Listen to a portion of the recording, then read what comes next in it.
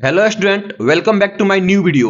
इस वीडियो में मैं आप सबको अभाज्य गुणनखंड सिखाने वाला हूं, जो कि आपके लिए काफी महत्वपूर्ण होने वाला है। अगर आप किसी भी क्लास में पढ़ते हैं तो यह वीडियो आपके लिए काफी महत्वपूर्ण होने वाला है, तो वीडियो को अंत तक देखिएगा। देखिए, सबसे पहले अभाज्य गुणनखंड का मतलब क्या होता है कि संख्या को, जो संख्या दिया रहेगा उस संख्या को अभाज्य संख्या के गुणा के रूप में लिखना। यानी कोई संख्या दिया रहेगा और बोलेगा इसको अभाज्य गुणनखंड कीजिए, तो उस संख्या को क्या करना है कि अभाज्य संख्या के गुणा के रूप में लिखना है, वही आपको अभाज्य गुणनखंड कहलाएगा। ठीक है ना। तो सबसे पहले आप लोगों को अभाज्य संख्या के बारे में जानना जरूरी है। तो आइए मैं आप सबको बताता हूं कि अभाज्य संख्या क्या होता है। देखिए, अभाज्य संख्या ऐसी संख्याएं, लिखिएगा आप लोग,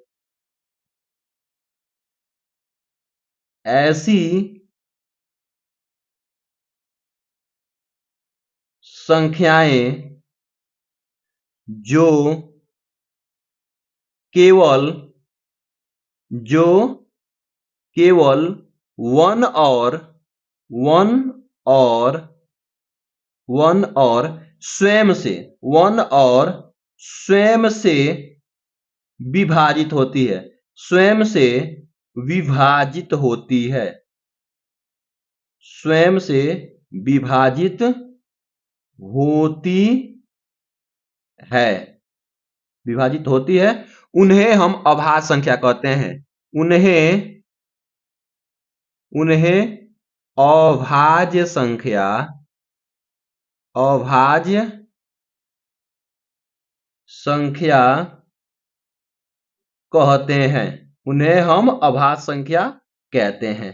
ठीक है ना। यानी कि अभाज्य संख्या क्या होती है?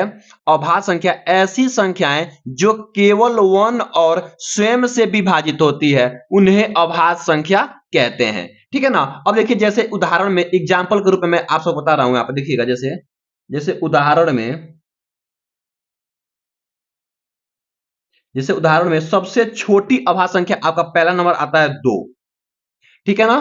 तब आता है आपका 3, तब आपका आता है 5, तब आपका आता है 7, तब आपका आता है 11, तब आपका आता है 13, तब आपका आता है 17, ऐसे ही डॉट डॉट डॉट ईटीसी, यानी कि इत्यादि। मतलब कहने का मतलब देखिए, दो केवल एक से होगा और केवल दो से होगा, यानी स्वयं से हो रहा है और केवल एक से हो रहा है, तो दो क्या है? आपका अभाज्य संख्या हो जाएगा। तीन तीन देखिए, केवल एक से होगा और केवल तीन से होगा विभाजित, तो क्या हो जाएगा? तीन भी एक अभाज्य संख्या। पांच देखिए, पांच केवल एक और पांच से ही होगा, तो पांच क्या हो जाएगा? आपका अभाज्य संख्या। सात क्या होगा? देखिए, सात एक से होगा विभाजित और सात से ही होगा, इसका मतलब सात क्या है? अभाज्य संख्या। तो ये सब क्या है? अभाज्य संख्याएं हैं। अब देखिए, कोई भी संख्या आपको दिया रहेगा, उसको इन्हीं संख्याओं के गुणा के रूप में लिखना होगा। तो आइए हम लोग क्वेश्चन स्टार्ट करते हैं। जब क्वेश्चन कराएंगे तो आप लोगों को बिल्कुल आसान से समझ में आएगा। आइए यहां लिखिए। जैसे मान लीजिए ये आपका क्वेश्चन दिया गया है 120, और 120 का करना है क्या? आपका अभाज्य गुणनखंड। तो देखिए, सबसे पहले आपका अभाज्य गुणनखंड में क्या आता है? 2। तो 2 से हम क्या करेंगे? यहाँ पे डिवाइड करेंगे, 2 से भाग देंगे। उसके बाद से 3, जब 3 से नहीं कटेगा तो 5 से, 5 से नहीं कटेगा तो 7 से। ठीक है ना। तो ऐसे करते जाएंगे। इसका मतलब ये नहीं है कि आप लोग 2 से नहीं कटेगा तो 3 से काटेंगे, 3 से नहीं कटेगा तो 4 से काटेंगे। नहीं, 4 क्या है? 4 अभाज्य संख्या नहीं है, तो हम लोग 4 से नहीं काटेंगे। जैसे यहाँ पे देखिए 5, यहाँ पे 7 है, 5 और 7 के बीच में एक संख्या आती है 6, तो आपको 6 से नहीं काटना है, क्योंकि 6 क्या है? 6 अभाज्य संख्या नहीं है। तो आइए हम लोग स्टार्ट करते हैं। सबसे पहले इसको करेंगे, 2 से काटेंगे तो ये जाएगा आपका 60 बार में। ठीक है ना। फिर हम करेंगे क्या? फिर जब तक काटते रहेंगे जब तक ये कटेगा नहीं, तो फिर यहाँ 2 से काटेंगे तो ये आपको हो जाएगा 30। ठीक है ना। फिर 2 से काटेंगे हम लोग, कितना हो जाएगा आपका? ये 15 हो जाएगा।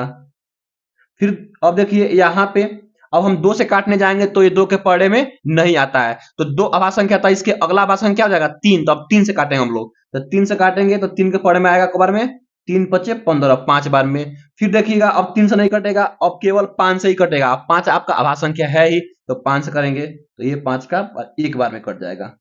ठीक है ना। तो ये हो गया आपका। अब इसको कैसे लिखना देखिएगा, यहाँ पे आपको लिखिएगा कि 120 लिखिएगा बराबर 120 बराबर, और जो ये संख्या आया है ना, इसी को हम लोग लिखना है गुणा के रूप में। किसमें लिखना है? गुणा के रूप में लिखना है। तो 2 गुणे 2 गुणे 2 गुणे 3 गुणे 5, और यही आपका हो जाएगा उत्तर हो जाएगा।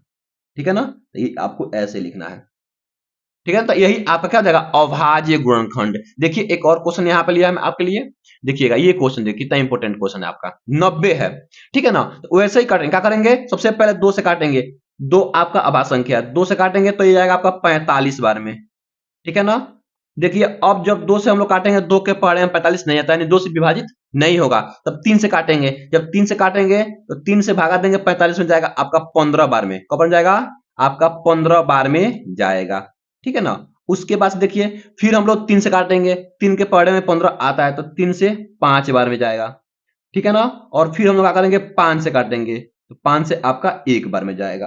अब आपका हो गया। अब लिखेंगे क्या कि 90 बराबर, लिखेगा 90 बराबर, जो ये आया है इसको गुणा के रूप में लिख लीजिएगा, किस रूप में, गुणा के रूप में लिखेंगे, तो 2 गुणे 3 गुणे 3 गुणे आपका ये 5 हो जाएगा, और यही क्या हो जाएगा, आपका उत्तर हो जाएगा, ठीक है ना, यही आपका उत्तर हो जाएगा, ठीक है ना। तो ये हो गया। आइए 2-3 और क्वेश्चन देख लेते हैं अच्छा वाला, जो कि आपको अच्छे से समझ में आ जाए, ठीक है ना, दोबारा आपको देखना नहीं पड़े।